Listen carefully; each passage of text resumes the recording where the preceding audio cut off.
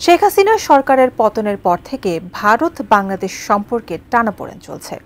সম্প্রতি মিথ্যা ধর্ষণের অভিযোগে পার্বত্য চট্টগ্রামের খাগড়াছড়িতে সহিংসতার ঘটনায় যা আরও স্পষ্ট হয়।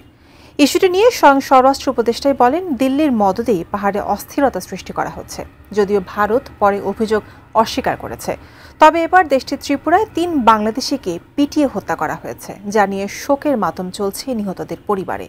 তবে ঠিক কী কারণে তাদেরকে হত্যা করা হয়েছে এ নিয়ে বলছে বিজিবি বিএসএফ, জানাচ্ছেন এসআই রাজ।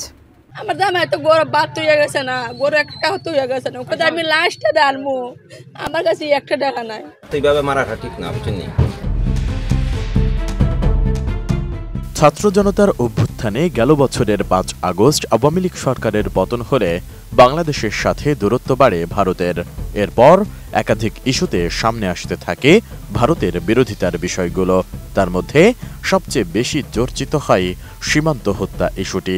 এর সাথে যোগ হয় পুশ ইনের ঘটনা, যেসব ঘটনার প্রতিক্রিয়ায় আনুষ্ঠানিকভাবে নিন্দা জানিয়েছে বর্তমান অন্তর্বর্তী সরকার। তবে ভারত সেগুলোকে তেমন পাত্তা দেয়নি বলে অভিযোগ রয়েছে।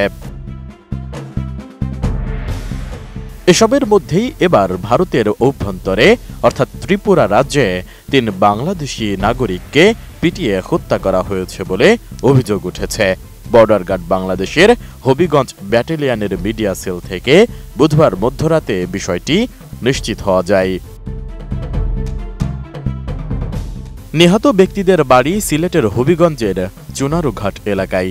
তারা হলেন হবিগঞ্জের চুনারুঘাট উপজেলার বাসুল্লা গ্রামের পণ্ডিত মিয়া, কবিলাসপুর গ্রামের সজল মিয়া ও আলীনগর গ্রামের জুয়েল মিয়া।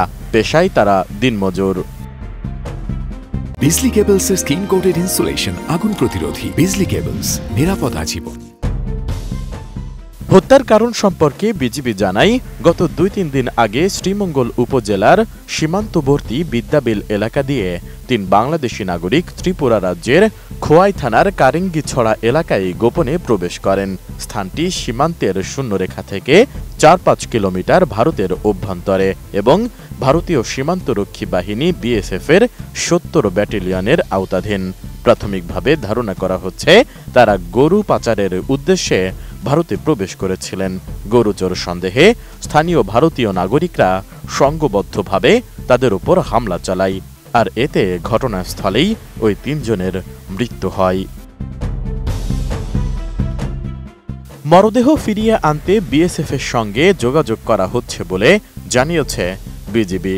গরুচোর সন্দেহে বাংলাদেশি নাগরিকদের সীমান্ত এলাকায় হত্যার ঘটনা নতুন কিছু নয়। এর আগেও ভারতের বিভিন্ন সীমান্তে এমন বহু ঘটনা ঘটেছে। বেশিরভাগ মৃত্যুই হয় দেশটির সীমান্তরক্ষী বাহিনী বিএসএফের গুলিতে। তবে এবার ঘটল ভিন্ন ঘটনা। এসআই রাজ, এটিএন নিউজ।